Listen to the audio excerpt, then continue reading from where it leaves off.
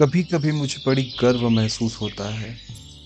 इस भारत जैसे महान देश, देवताओं की भूमि उत्तर प्रदेश में मेरा जन्म हुआ। तो चलो आज मैं जन्नत का सैर कराने अपने गांव लेके चलता हूँ।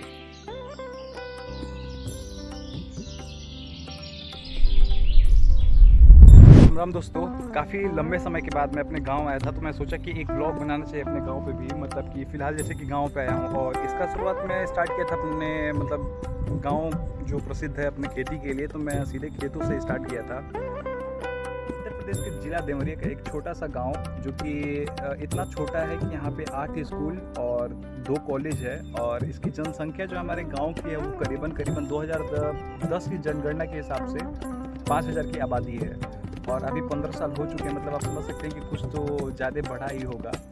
और मेरा गांव इतना प्रसिद्ध है, आपको मैं बता दूं कि किसी भी तीर्थ स्थल और जैसे कि वृंदावन भी है, तो वहाँ तक हमारा गांव प्रसिद्ध है। और क्यों प्रसिद्ध है मैं आपको बताता हूँ। और ये जो क्या कहते हैं कि कांग्रेस को जो पंजे की निशानी मिली थी, वो हमारे गाँव की बदौलत ही मिली थी। और क्यों मिली थी ये भी मैं बताता हूँ वीडियो के लास्ट में। जैसे कि हमारे गाँव में मतलब कि 3 प्रधानमंत्री अभी तक आ चुके हैं, और क्यों आए हैं तो ये भी मैं आपको लास्ट में बताऊंगा। और हमारे गांव का सबसे जो प्रसिद्ध स्थान है मैं आपको दिखाता हूँ, चल के वहाँ पे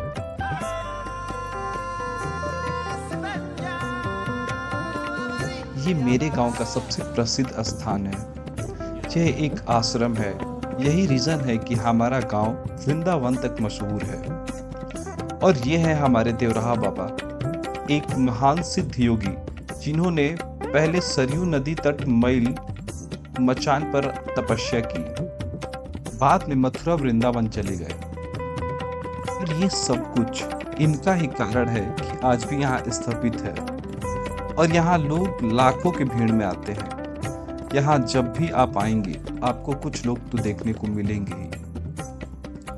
यहाँ इंदिरा गांधी भी आ चुकी हैं और नेता अभिनेता सभी लोग।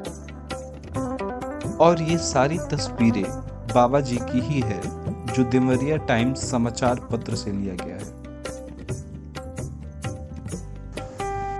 मेरे गांव का पहचान यहाँ से शुरू होकर वृंदावन तक है। अब मैं आपको लेके चलता हूँ अपने गांव के विद्या मंदिर। ये प्राइमरी स्कूल हम गांव वासियों के लिए एक ढाल का काम करता है। उज्जवल भविष्य बनाने के लिए कुल 200 बच्चे इस विद्या मंदिर डेली आया करते हैं। और यहाँ का साफ सफाई तो आप देख ही सकते हैं। ये छोटी छोटी चीजें ही तो एक गांव को जन्नत बनाती है। और इसको छोड़ के 7 स्कूल और भी है। और ये है ग्रेजुएशन पोस्ट ग्रेजुएशन प्रदान करने के लिए कॉलेज, जो कि गोरखपुर विश्वविद्यालय से एफिलिएटेड है। एक इस तरफ है और एक दूसरे साइड है। मतलब कि हमारे गांव में 2 कॉलेज है। और तो और अपने गांव में हॉस्पिटल भी है, पशु पक्षी इंसान सबके लिए। क्या आपके गांव में ये सुविधा है? और तो और मेरे गांव में कूड़ा घर भी है। कूड़ा के यातायात के लिए सरकार द्वारा ये दिया गया गाड़ी है। अभी मैं आपको जो चीज़ दिखाने जा रहा हूँ, गांव का सबसे मशहूर अगर कुछ चीज़ है तो यही है, आप सभी के लिए, हमारे लिए भी। जो कि देखिए अब मैं दिखाता हूँ, ये हमारे गांव का एक ट्यूबवेल है, जो कि काफ़ी बड़ा नहीं है, मतलब छोटा ही है। और लगभग यहाँ पे हम लोग 15 लोग जो थे एक साथ हम लोग यहाँ नहाया करते थे। मतलब एक बचपन की याद है, जो कि हम लोग 15 लोग नहाते थे इस छोटे से ट्यूबवेल में। और ये वो जगह है जहाँ हम लोग अपना कपड़ा रखते थे, और सबसे ज़्यादा कपड़ा जो है हम ही लोगों का चोरी होता था। मतलब यहाँ आप सोचिए कि 15 लड़के अगर नहा रहे हैं तो ऑफकोर्स कुछ ना कुछ तो होना ही है। तो काफ़ी ये मज़ेदार रहता है गांव में, और गांव के लोग इसे काफ़ी कनेक्ट करेंगे, क्योंकि एक तरह से देखा जाए तो ये देसी स्विमिंग पूल है हम लोगों के लिए। तो यहाँ पे लगभग बचपन में हम लोगों का सुबह से शाम निकल ही जाता था। जब हम लोग देखते थे कि हाँ ट्यूबवेल ऑन है, तो हम लोग पहुँच जाते थे आने से नहाने के लिए। अभी मैं आपको ऐसे ऐसे गजब गजब की चीज़ दिखाने वाला हूँ, जो कि आप शायद ना देखें होंगे। तो वीडियो को लाइक करके चैनल को सब्सक्राइब करें। आप लोग देख सकते हैं वहाँ बारिश हो रही है काफ़ी, मतलब अभी इधर हो रही थी लेकिन अभी उस तरफ हो रहा है।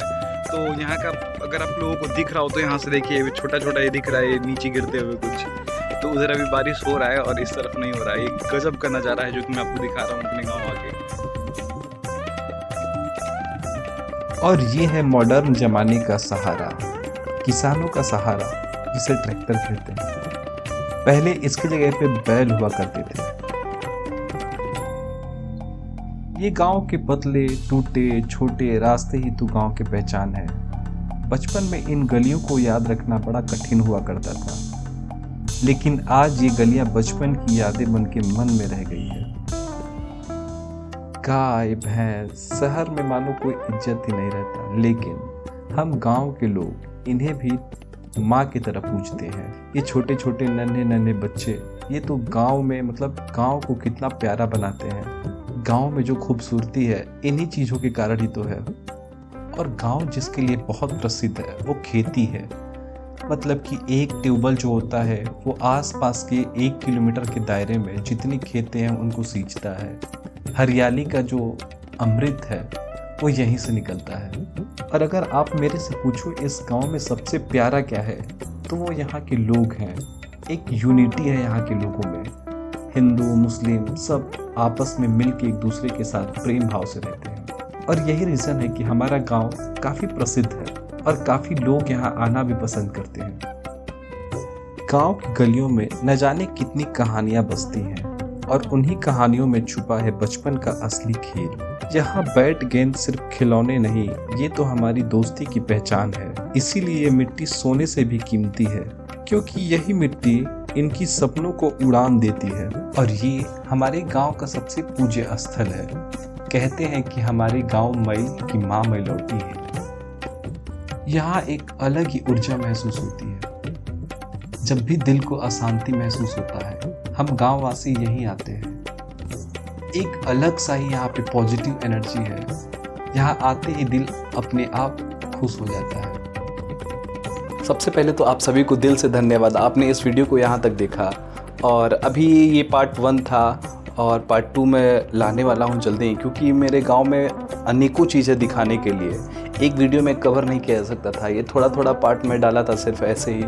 और एक्चुअली ब्लॉग अभी आएगा, अगर इस पे अच्छा रिस्पांस आता है तो मैं अच्छे से इसे बनाऊँगा। आप सभी को एक बार फिर से धन्यवाद, और वीडियो को लाइक करके चैनल को सब्सक्राइब करें।